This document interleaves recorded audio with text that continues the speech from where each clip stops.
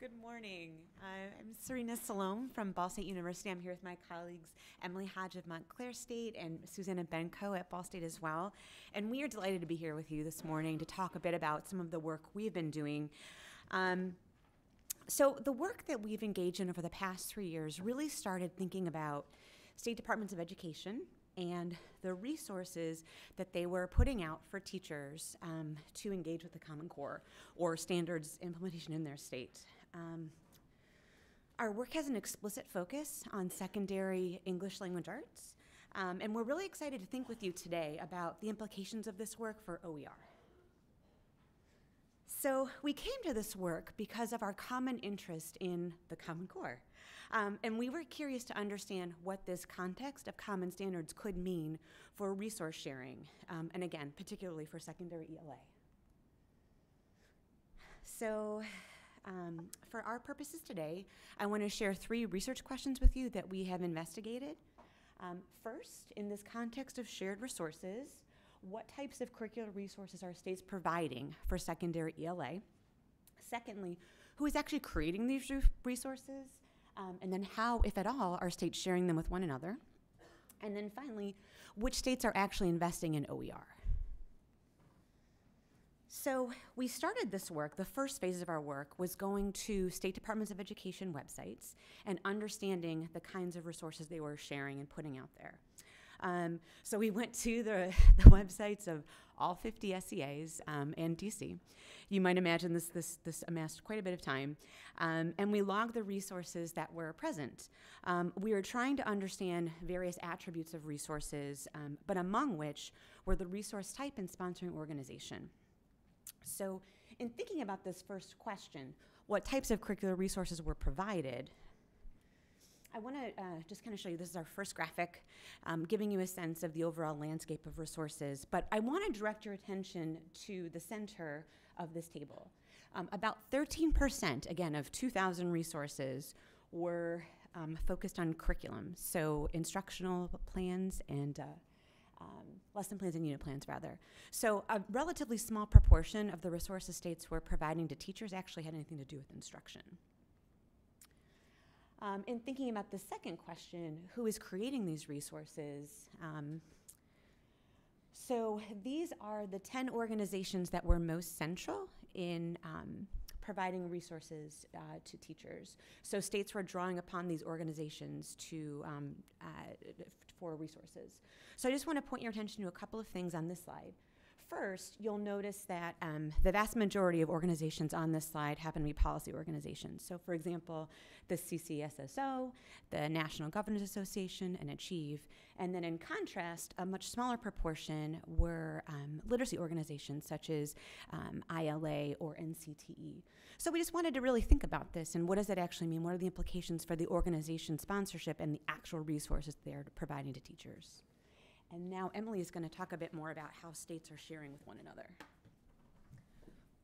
Right, so the second part of this question about where resources are coming from isn't just about organizations, but about states and the extent to which states are linking to materials from each other. So this image is a visualization of how states are drawing on each other's resources. Common Core states are indicated by the icons in red. So you can see that many of the states that are linking to each other's resources are Common Core states. And this diagram also shows states who won Race to the Top money. These are the squares. So for example, New York Department of Education or State Education Department is the largest red square here. They created their Engage New York curriculum. A number of other states have linked to those materials. But sometimes states put their energy not into creating their own materials, but linking to other states' materials. And Oregon, the smaller red dot over there on the left, is a great example of this, as those arrows going out from Oregon to other states indicate. So the last question that we wanted to investigate in this first phase of our study was identifying not just when states were linking to single resources created by other states, but which states were investing in OER, either by linking to an external site like OER Commons or creating some kind of internal resource repository or a searchable database within the state. So this image shows a couple of states in dark green, which means that they have linked to an external repository like OER Commons. States in medium green have created some kind of state-sponsored resource database. So you can see this was a pretty common approach. But again, this is only when we were looking at links present on pages that were directed for secondary ELA teachers. And this was also in fall 2015 when we did this collection. So there are certainly there are many other states that you all probably know about that could be represented on this map. We did want to briefly highlight 2 states that are taking distinct and interesting approaches to connecting teachers with open resources. The first is Louisiana, where their State Department of Education has selected Louisiana teachers to create free online units. They form a year-long curriculum together. These are the ELA guidebooks. So we see this as an example of a state leading a more top-down process to create curriculum that's open and available to others, but was intended to meet the needs of Louisiana. In contrast, in Oklahoma, the State Department of Education has taken a more bottom-up approach. They have a Facebook page that has almost 4,000 Oklahoma teachers in it, and in this group, teachers frequently share resources with each other, and they also have a direct line to their State Department of Education. So seeing the variation in the different ways that states were connecting teachers with resources left us with a number of questions about why states were making particular choices. And so for this reason, the next phase of our work, which is supported by the Spencer Foundation, has involved interviewing state English language arts coordinators to learn more about the challenges of this position and what goals have been motivating states in these different approaches. So we are still very much in our preliminary analysis phase with the data that we're presenting right here, but we thought that we could just share a little bit about what we see. So one way that we see ELA coordinators thinking about high quality curriculum is as an opportunity to get student outcomes kind of to better. Let's see, sorry, my numbers of my slide notes are off, so I'm all sorts of confused. So this ELA coordinator says, our theory of action is that having a high quality curriculum is, at scale, one of the quickest and most efficient ways to improve outcomes for students. So in the case of state coordinators thinking about why curriculum matters, one reason that they think it matters is because they see it as a way to help improve student outcomes. A different way of thinking about why curriculum matters, again, thinking about from the perspective of state ELA coordinators, is as a means to mitigate teacher burnout or teacher frustration. So this particular ELA coordinator says, I see the frustration in teachers that we're having to deal with so many mandates and requirements. Teachers are just exhausted and want to be told what to do. So seeing, again, OER, open resources, as an opportunity to help mitigate some of that frustration or just the burdens placed on teachers by giving them something that's useful for them. We've also seen some challenges with ways that SEA coordinators think about sharing resources. The political nature of curriculum is something that we see emerging in our work again and again. So this former state ELA coordinator describes the moment when he realized the importance of curriculum in his state's work. And he says, because of these local control traditions and for other political reasons, we at the state level just could not get involved with curriculum. Curriculum is the third rail of State Department education work, which we were like, oh, that's fascinating, tell us more. So that is just kind of one challenge. And a second challenge, and this really reminded me of what Joseph was saying this morning about teachers as remixers, is this idea of what teachers are encouraged to do with the curriculum. So this particular teacher says, SEA coordinator says, I tell teachers that your textbook is not your curriculum, right? You don't have to teach this just because it's in a textbook. And we see this applying to thinking about open resources too, that teachers are encouraged to make decisions, to do things. And Serena and Emily and I were all former teachers, so we have a big heart for teachers, and we believe strongly in teacher agency, in teachers' abilities to make good decisions. We also know that sometimes people make changes to things that aren't necessarily good changes. And so whether it reduces the complexity of work, makes something easier, and in the name of good practices like scaffolding or supporting students, but sometimes it takes away some of the intellectual complexity. So we're fascinated by the idea of what people do with resources when they have the chance to take them into their classrooms, in their context with their students, and make decisions. So at the end of this, we have some lingering questions that I'm not going to read because the stop card was flashed at me like 3 minutes ago. So I'll just throw these up here for now for us to have to think about. And we are so excited to think more, especially about this issue of equity and OER and how those two things work together. And we're very happy to talk more today with anyone about our work in more detail other than this quick little snippet today. So we're excited to think through questions with you.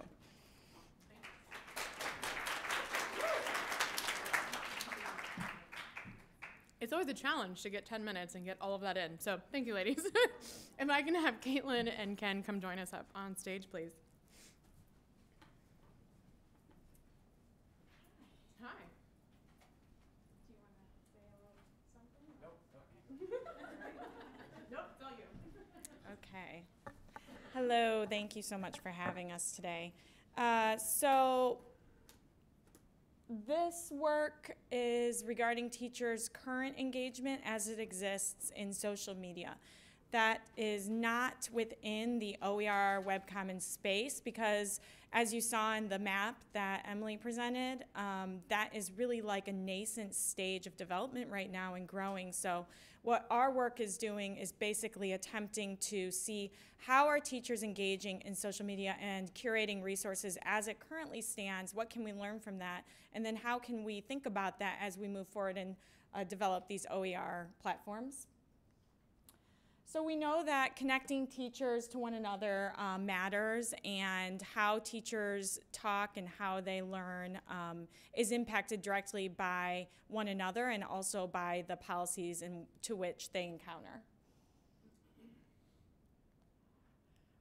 Christina and Joseph have outlined 3 goals that they have for sustaining OER and developing it, and those include mentoring and support, sustainability, and then also policy. And so here we have actually a diagram that we think pretty closely describes how teachers see their work.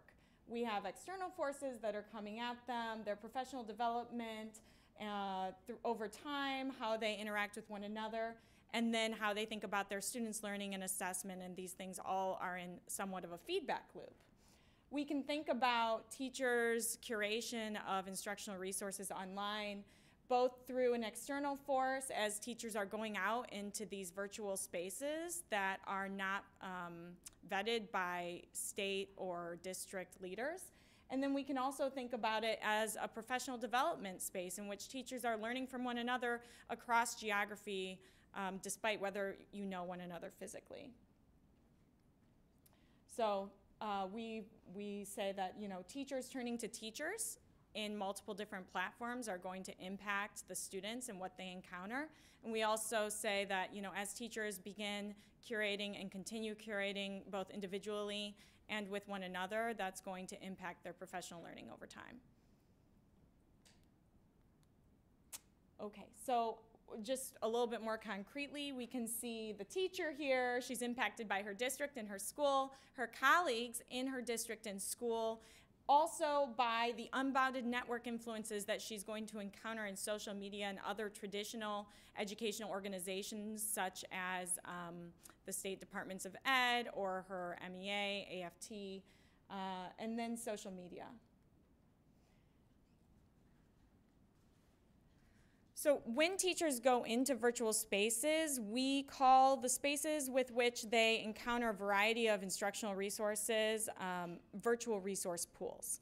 And virtual resource pools can be social in nature, in which I can connect and develop ties with one another, both people I may know in my own physical world or just people I know from engaging online.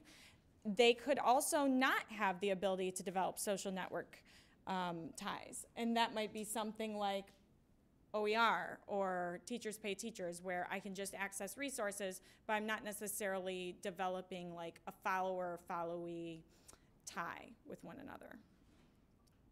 Pinterest allows both.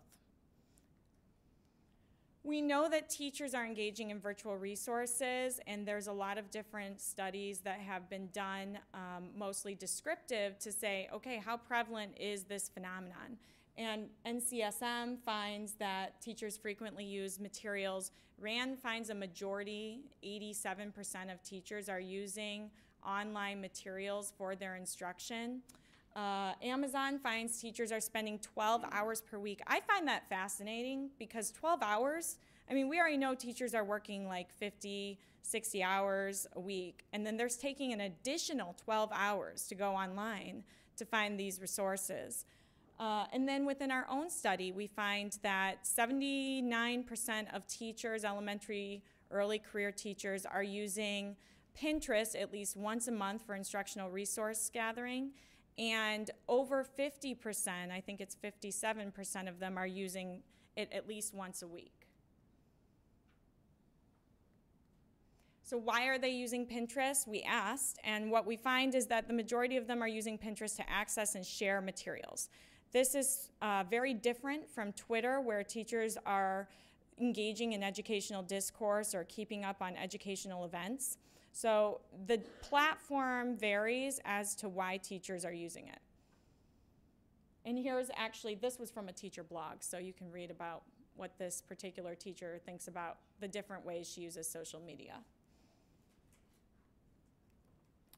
And we find that these patterns are consistent across district, like urban, suburban, lower SES, higher SES, also consistent across teacher experience.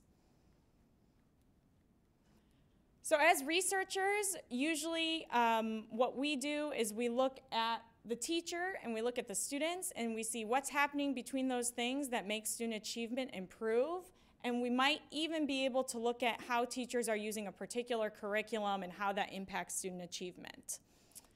What's different about what we can do with social media data is we can also take a look at how teachers are curating instruction, which I think is of particular interest to OER, and then also how their socialized knowledge community, i.e. their professional learning space, impacts how they're curating and their students' achievement over time. So we examine the teacherpreneur, which is a person who goes out and directs the trajectory of her own classroom despite risks to time and quality of resources. And we conceptualize teacherpreneurs as basically intersecting the free marketplace, the traditional ed professions, and state or district policy, and also federal policy.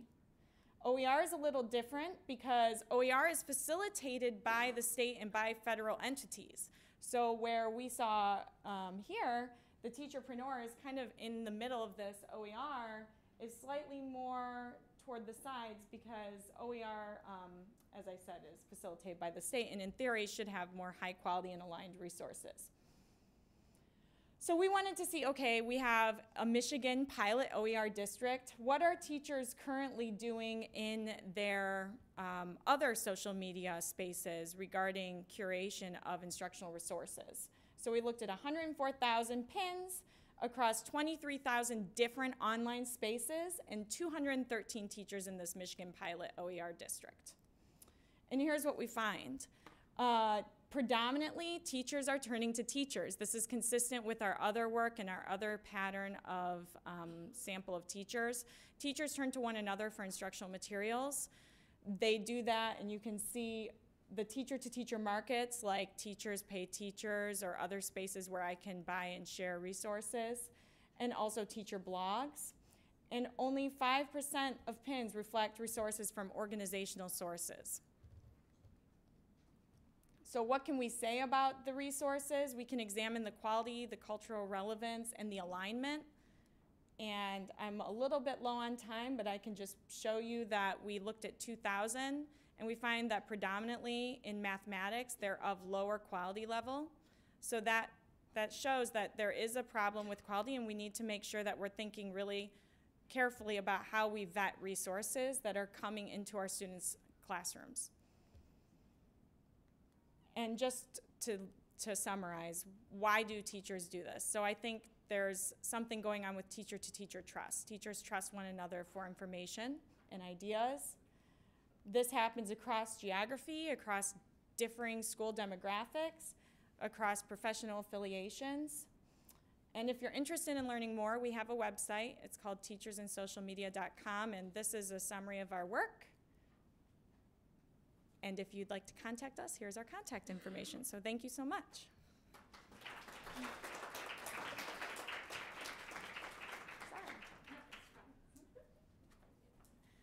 Okay, I've already been asked, are we sharing the slides? We will share the slides, I promise. Don't worry about getting a hand cramp trying to write this down furiously.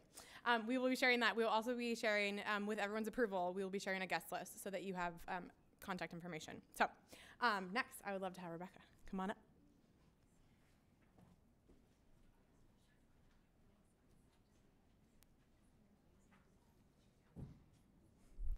Hello, I'm really honored to be here, and it's funny listening to the folks before me and just being in my own little OER island, I feel like, which I know sounds like a contradiction in terms, but just the trends in OER phenomena that are occurring.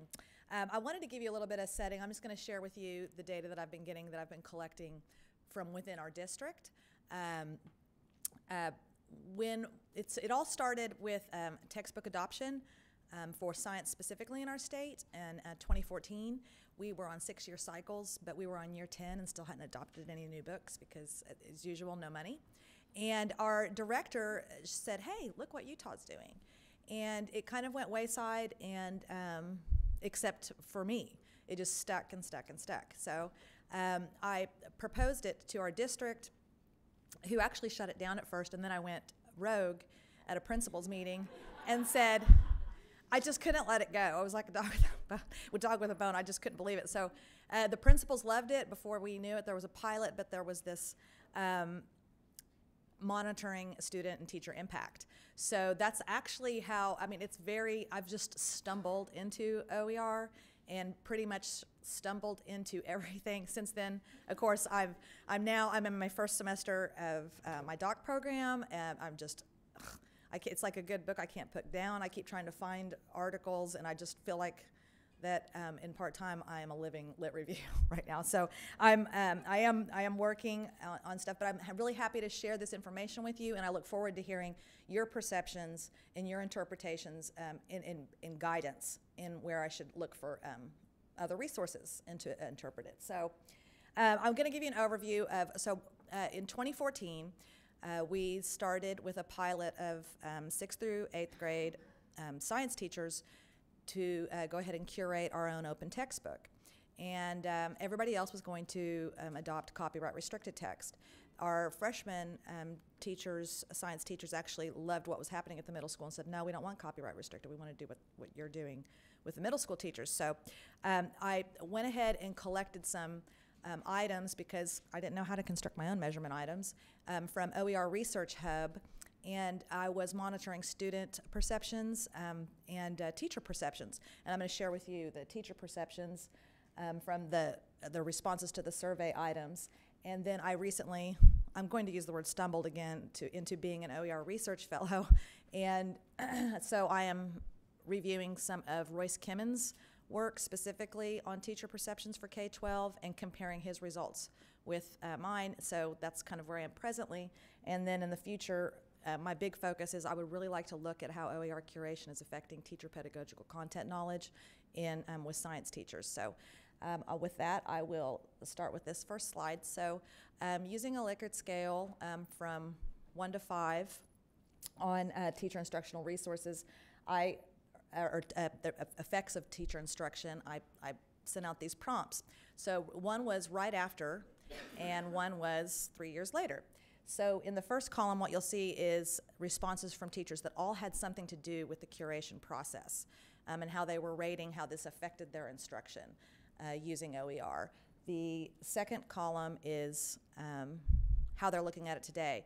My first initial thoughts are that they have become acquainted with the big paradigm shift that seems to, don't have to use a textbook. But and then I inadvertently left off a survey item, which is the NA in the second column for that. But I think where we're going with this is that they are now comfortable with it, and it's time for us to take it to the next level. I also sent out a list and asked them to select items that they found were challenges to OER use to see how we could target ways to get better. And overwhelmingly, the one that they said was finding resources of sufficiently high quality. I'm wondering if this is a perception issue, again, or just pointing them in the right direction.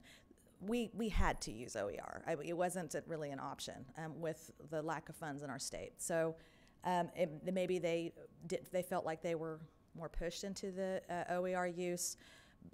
Overall, I feel like that they're fairly positive about the use, and most of them would not go back to copyright restricted text that I've dialogued with. But down at the bottom, that last bullet point, not having connection with OER using peers, they're talking about other districts. So I also know that that's telling me that as an ambassador district, we need to learn how to share more and pull more into this whole process. But this was some good news. These were items that were on the list that were not selected by any teachers at all as a challenge. They were not identified. So I know that I feel like that we are really developing the technological, pedagogical content knowledge of our faculty. That's good. And then the last bullet point I think is one of the best, because with highlighting literacy, the teachers really love the way that the reading levels are for our students, and they feel like it's just more relevant. We're using issues that are relevant to our state in science instruction, as well as the other content areas as well. As far as the Kimmon study, I'm actually targeting his survey where he had a group of teachers. This is data from a group of 30 teachers that he had at an OER summit. He invited them to bring their own copyright restricted texts and evaluate those on a Likert scale from poor to excellent, and from accuracy to timeliness, which means the up-to-date material of the content, and overwhelmingly open adapted, which were the textbooks that the teachers, or open textbooks that the teachers created at the end of that summit. That was how they evaluated those. And you can see that they liked what they made better than what someone else had made, which makes kind of sense. So my data, using the exact same survey, and I think similar conditions, I'm trying to get them as best as I can. So they brought their copyright restricted texts that are literally 13 years old now, but they still have to hold on to them as an extra possible resource. They brought them in, and then I had them evaluate OpenStax or CK12 Flexbooks, and then compare the ones that they had made themselves. And most of them were coming in for revisions. So it's been 1, 2, or 3 years since they've made some sort of product that they're using together in a classroom. And the results have been kind of interesting. Personally, some of them I'm not sure I really understand, but you'll see that the blue is copyright restricted, and the yellow is what they have made. So again, this is only 12. I'm going to expand it out like Royce did and start including some social studies and math teachers in this response, because they are too actively curating in our district. So I mean, the movement is growing. But some of them, like, what? On the left, well, I don't understand why they're saying that they feel like that the copyright restricted has more accurate content when it is older. As same with timeliness over on the right-hand side, that they were saying it was more up to date. Pluto isn't a planet, last I heard, so I'm not really sure about that, but I did see that there were some items that on here that are good. I mean, readability, this is supporting the other results. They really like that. They love the conciseness and the media features that are in there. So this, of course, is manifested into, I'll be quick, I been doing research on just what's efficient professional development. What are the factors of this? And this is a checklist by Hunziker. And I'm thinking I'm unique, and we have this new PD mechanism, it's great, I'm gonna start looking out. And then I see this tweet from our favorite redhead in the room, and she's talking about the biggest differences have been the knowledge of standards by the teachers. So it started me looking at other districts again, other states, and how are they utilizing OER as professional development. This one here is from Matthew Plordy, I think. I don't know if I'm pronouncing his name right, but he's looked specifically at elementary PD, and you can see that OER is part of the PD cycle in his conceptual framework here. So this is leaving me with thinking about how can I improve? Because the teachers' perceptions, that is their perceptions and their adoption of it is vital to the success of the program. And it's funny listening to the presenters before me, the external and internal factors. That's already information that's going to be really useful to me because I've been wanting to isolate what are these things that affect teachers' adoption of OER, and then understanding how I can harness it as a professional development mechanism and to share with others, and just items that are yet to be realized. Are there threshold values for where teachers are in order to be part of the curation process? If we start from ground zero, what do we do with those teachers to make sure that we have set scaffolding in place for each one of those teachers to be successful, and if they're successful, then they'll want to adopt it. So that's where we are in Broken Arrow, and I look forward to hearing feedback from all of you today. Thank you very much.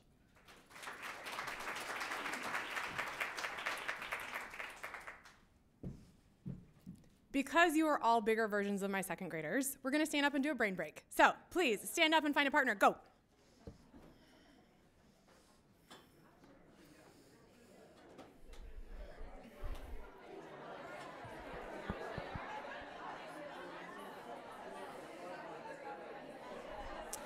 All right, we are going to practice counting. Some of you have already done this with me, and it doesn't matter. Hello?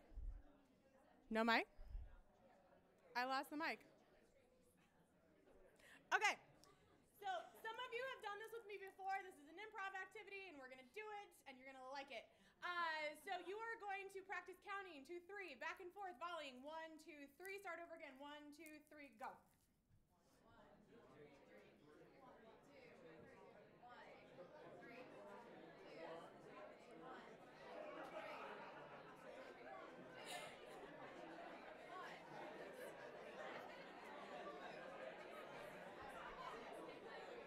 Okay, we're going to add some complexity to this. Yeah. So the person that says 2 is going to need to clap. So 1, 2, 3, go.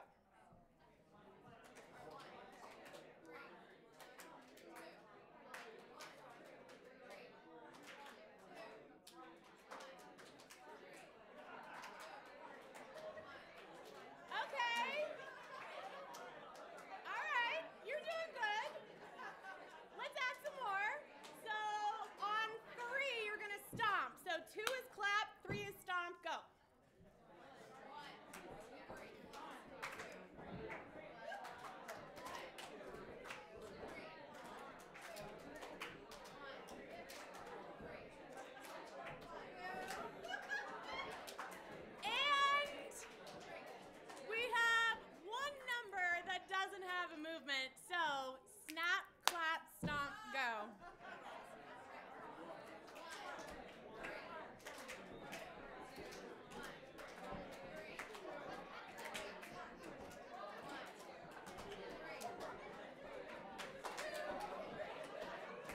All right. I hear a lot of giggles, which is the best. How many of you failed? Raise your hands and raise them high. Turn to your partner and say, "We failed."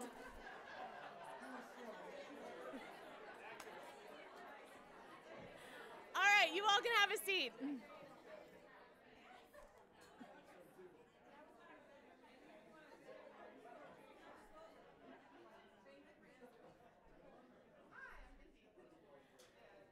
Do I have a microphone again? Yeah, I do. Okay, great. One of my favorite activities, also tying it back to all the work that we do, because in this work we are going to fail, and we're going to fail big, and we're going to learn from that failure and celebrate it and move forward. So I would like to invite our final researcher to tell us about her work that she does, and that is Marcia Martis from Florida State. You're passing things out? Look at you. All right.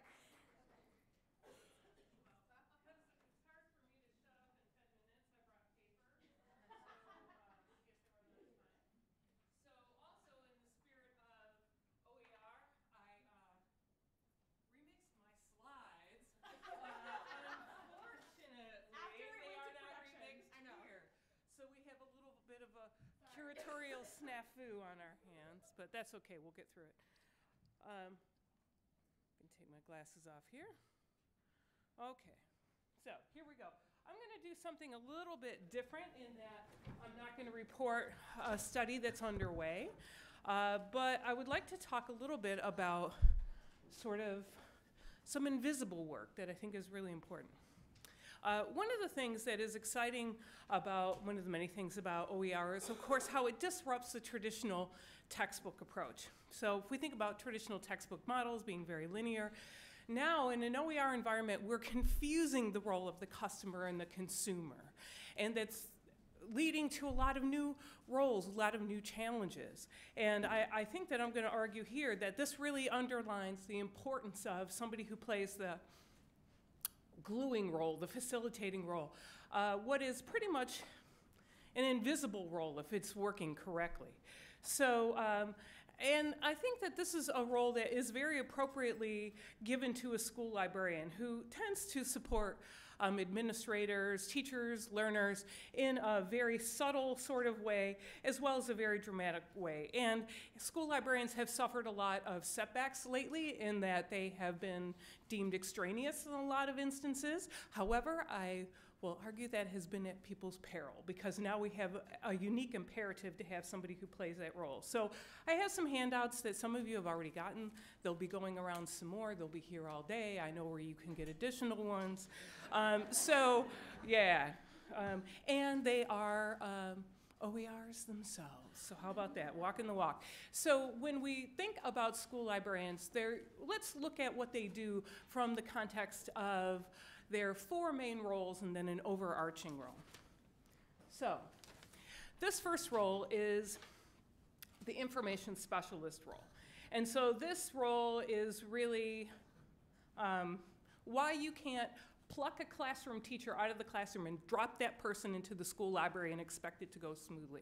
That person has particular areas of expertise as a classroom teacher that are helpful to be a school librarian, but they are not complete to be a school librarian. So the special education that a school librarian gets, that special training, is around resource curation for the most part. And whether that is curricular materials, now this is across the entire curriculum, again, something a classroom teacher does not have the time or the ability or the role to do, as well as professional development materials, administrative data, really spanning the whole gamut of the stakeholders. And so I've been following teachers who have become school librarians for 13 years in a longitudinal study, and I can tell you that time and again they tell me that as classroom teachers, they did not understand how challenging the role, but how important the role of the information specialist is. And it was once they began performing that role that they understood how unique and important that role is.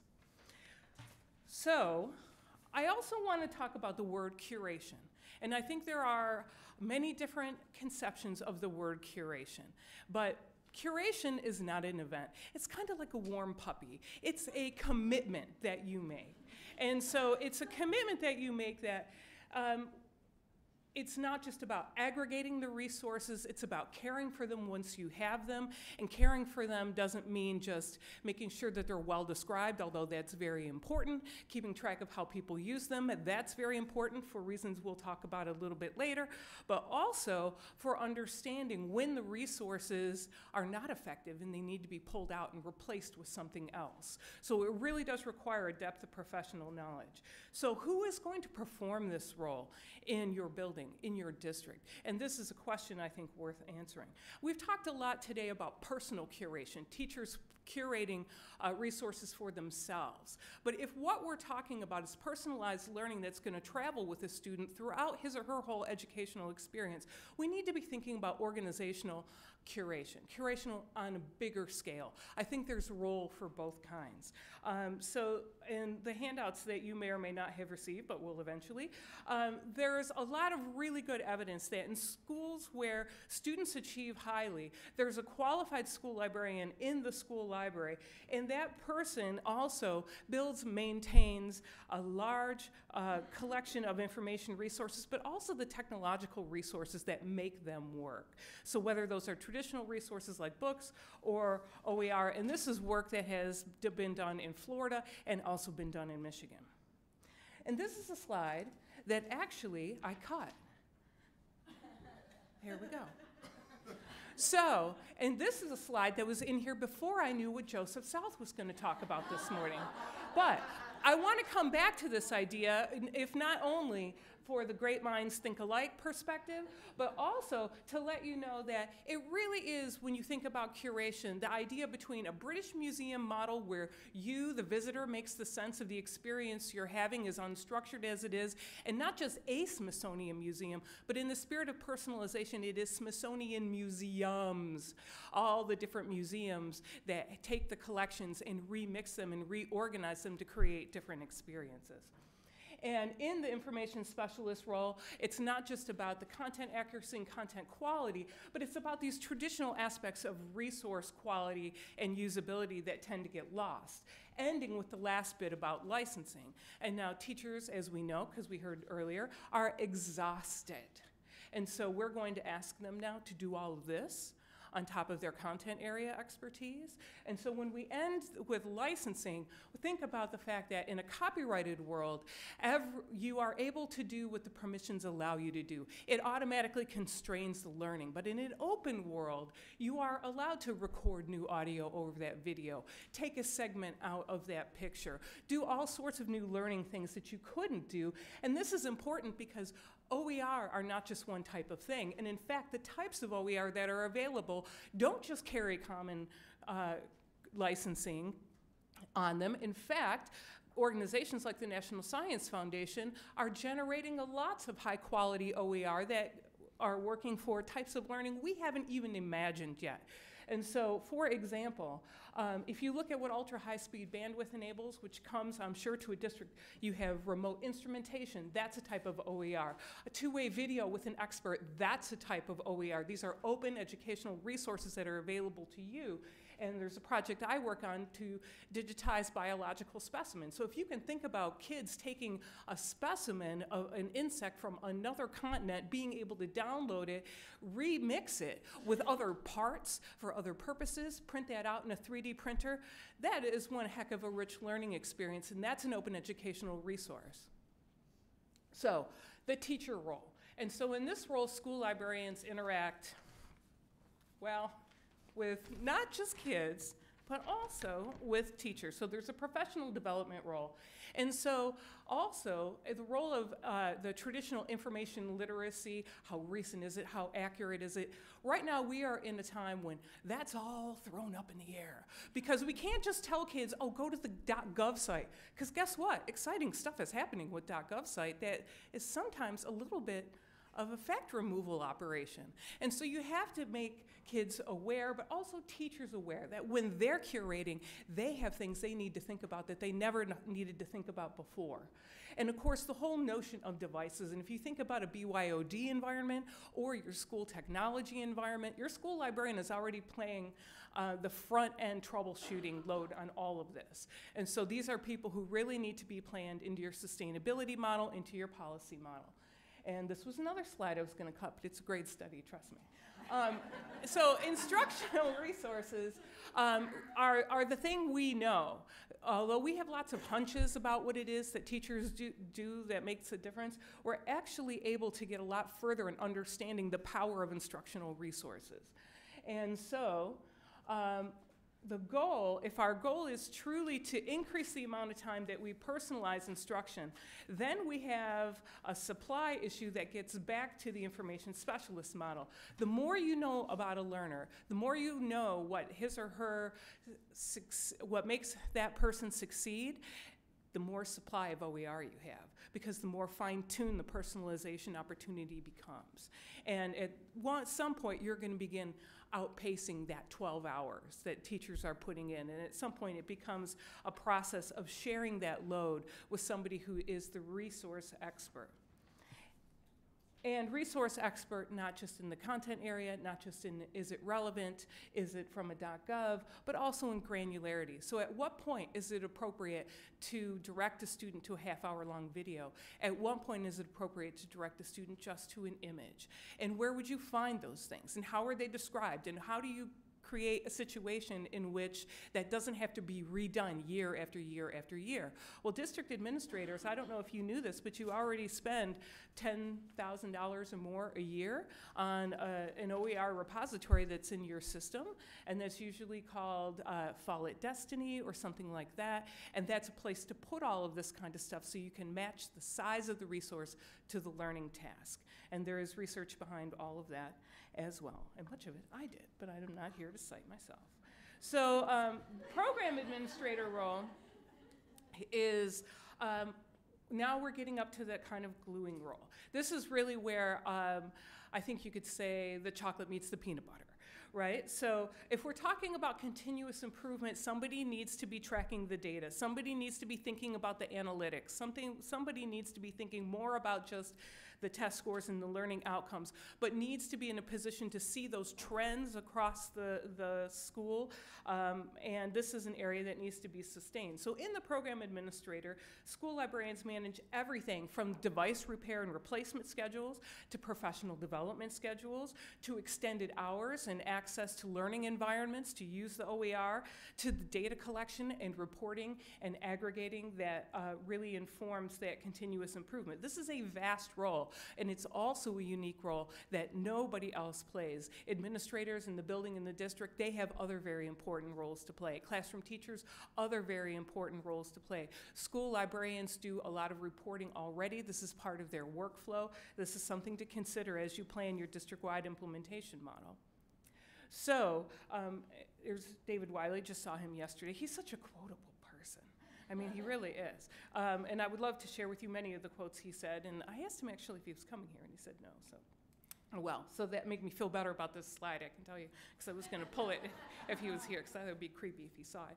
But so the data that OER generate are the key to making OER more than about just free, right? The larger intent is to improve the instructional outcomes. So whose job is it to collect those data? What do those data look like? And so school librarians already generate this data, as I mentioned, and they have the ability then to help administrators look across grades, across subjects, and this perspective is valuable for identifying trends. But what if you are a nascent OER district and you don't have a learning management system that's cranking out all this data for you? Well, guess what? You have a live activity stream in your school library or in your classroom. And so this is a snapshot out of a typical school library. And there are activity streams around OERs happening inside of each one of these red circles. And so as an instructional partner, the school librarian can work with the school, with the teacher to observe what's happening here. Where are people getting caught up? Where are people getting excited? And these sorts of qualitative activity streams can really yield a lot of information about assessment. And so finally, the last role, which I consider kind of a meta role, is that of leader. And so this is about making the invisible work visible, about making it be an important part of your rollout.